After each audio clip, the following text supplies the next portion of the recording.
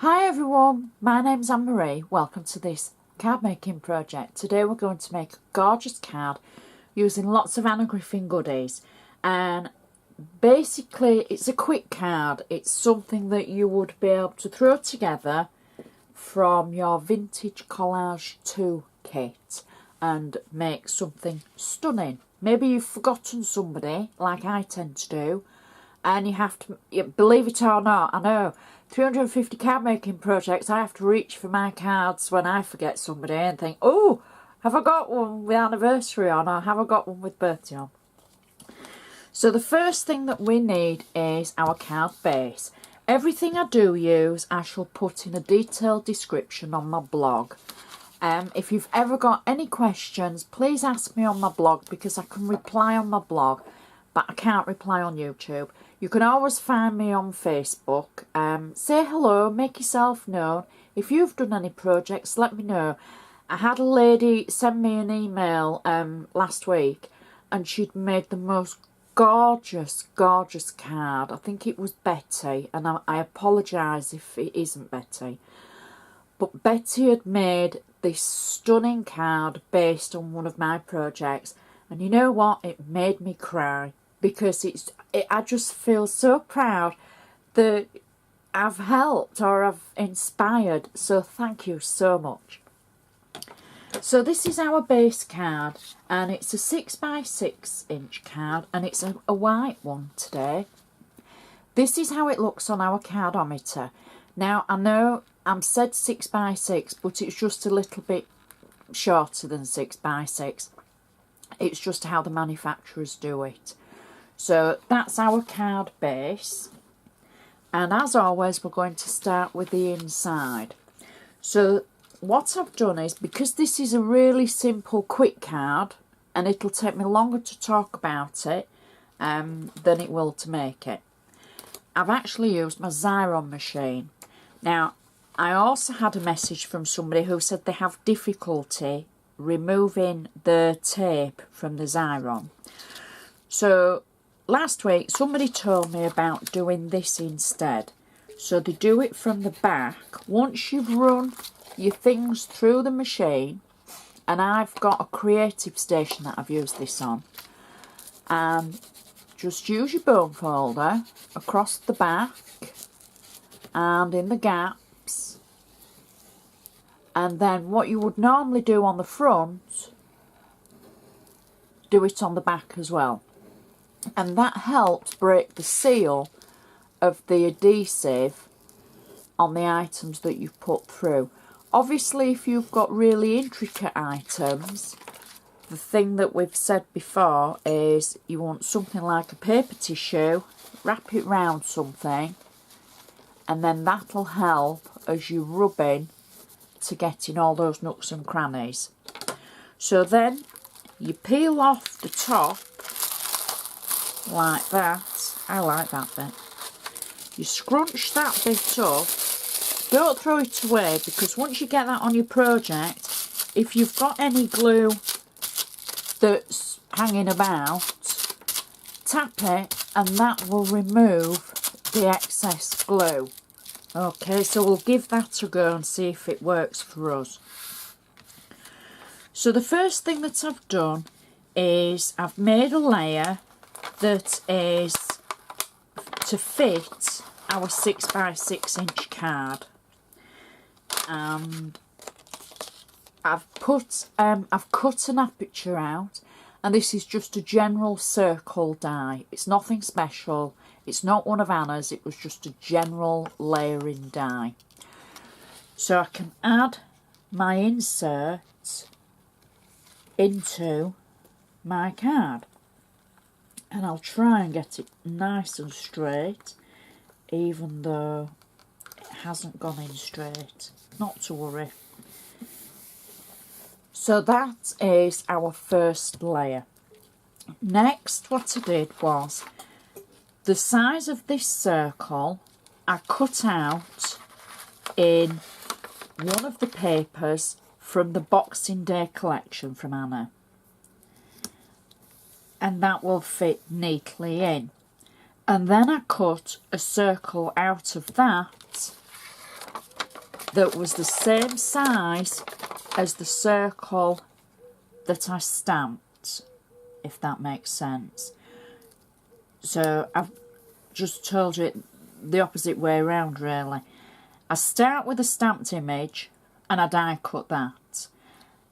That size die cut, I then die cut out of a piece of pattern paper from the Boxing Day collection. Then I decide how wide I want that and I cut that out to that width, and then using that die I use it into the base as well so that everything fits. So now we've got everything stuck on. I've got no excess adhesive because we've picked it up on our paper,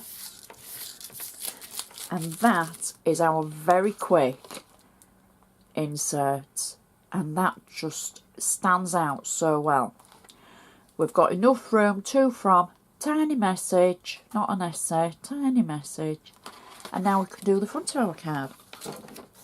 So I was saying this is nice and quick, and it is, but yet it's going to look like you've made a really big effort. So our base of our card, our first layer is a black layer. I've got double-sided tape on it, and we're just going to lay that to make our first matten layer. My next layer is the same of the pattern paper that we used for the insert from the Boxing Day collection from Anna. Again, I've got double-sided tape on the back of it. So which way around shall we have it? We'll have it this way. And we'll pop that on to make our next layer. So already we've got the 2 layers on there. Next, what I've done is I've cut a scalloped circle that fits one of Anna's glitter stickers. So I've just made it kind of to fit. I've gone for the size that fits, you know, the best. I've got 3D foam on the back of this, and I'm just going to place it over the front of our card. And then for the glitter sticker, I'm going to peel away the back and peel it away carefully, because this one, I don't want to break any of the little spiky bits, which I shouldn't do, but there we go, it's all peeled off in one. And then I'm going to position this over the scalloped circle that we've die cut, like that, and press it down nice and well. And then this is where the vintage topper comes in. I've chosen a nice floral one, and it says on your special day. I've put it on 3D foam, and I'm just going to simply pop it through the centre of the glitter sticker like that. And then I've got a piece of 10mm double-sided satin, and that I've tied a bow, and I've got foam on the back of that so that make sure it sticks. And that is our finished card.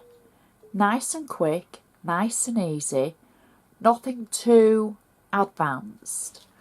Looks fabulous on the inside and fabulous on the outside. Stands up nicely. You won't need any extra special padding for your postage. It's not any heavier than normal, and there's no extra 3D foam. Now, I know in some areas somebody said to me, in America it's dearer to post a square card, which is like, wow. Over here it's it doesn't matter what shape, whether it's square or long, it goes by the weight. So that's quite unusual. So if you didn't want to make a square card, you could make this into a 7x5. You would maybe need to trim your centre, but you would be able to use roughly the same design, I would have thought, if that helps. So I think that will stand definitely on a mantelpiece, not a windowsill. But, you know, even if it goes on a windowsill, I think somebody will just keep that. I think that's such a pretty card. Nice and easy, nice and quick. If it wasn't for me chattering away. Please feel free to share any of my videos. I'd really like to reach as many people as I can. And I know you enjoy them and you think that I'm just talking to you. Well, I am. I'm just, you know, there's just you and me.